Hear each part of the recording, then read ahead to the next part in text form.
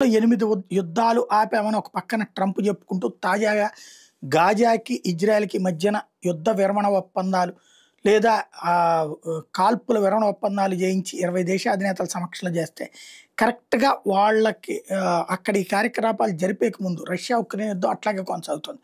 అందులో భాగంగా జెలెన్స్కీ వర్గం షాపింగ్ సెంటర్ అయినటువంటి డొనెట్స్క్ అనేటటువంటిది డొనెట్స్క్, లుహాన్స్క్, ఏది జపోరిజియా, లునెస్క్ ఇవన్నీ కూడా డొనెట్స్క్, లుహాన్స్క్ ఇవన్నీ కూడా ఒకప్పుడు పార్ట్. కానీ ఇప్పుడు వివక్షను ఎదుర్కోలేక అక్కడి నుంచి తిరిగిపోతున్నటువంటి సందర్భంలో బాంబు దాడులు జరుగుతున్నాయి. అది వీళ్ళే చేస్తున్నారు, తాలిబాన్లే, లేకపోతే పాకిస్తాన్ వాళ్ళు రాజకీయాలు చేస్తున్నారు, లేకపోతే వాళ్ళు స్వేచ్ఛగా ఇద్దాం అనుకుంటున్నా సరే మిగతా వాళ్ళు చేస్తున్నారన్నది తెలీదు. ఓవరాల్గా చూస్తే ఏదైతే వైట్ హౌస్కి సంబంధించినటువంటి కీలకమైనటువంటి అడుగులైతే పడ్డాయి. వైట్ హౌస్ సహకారంతోనే జెలెన్స్కీ ఈ విధమైనటువంటి యాక్టివిటీ చేస్తున్నాడని రష్యా భావిస్తుంది. అంటే రష్యా ఆక్రమణలోకి వెళ్ళిపోయినటువంటి డొనెట్స్క్ ప్రాంతంలో ఇప్పుడు, అంటే ఓ రకంగా చెప్పంటే ఉక్రెయిన్ సొంత ప్రాంతం ఇంతకుముందు, అందులో ఇప్పుడు ఉక్రెయినే బాంబింగ్ చేయడం అన్నది సంచలనం సృష్టించింది.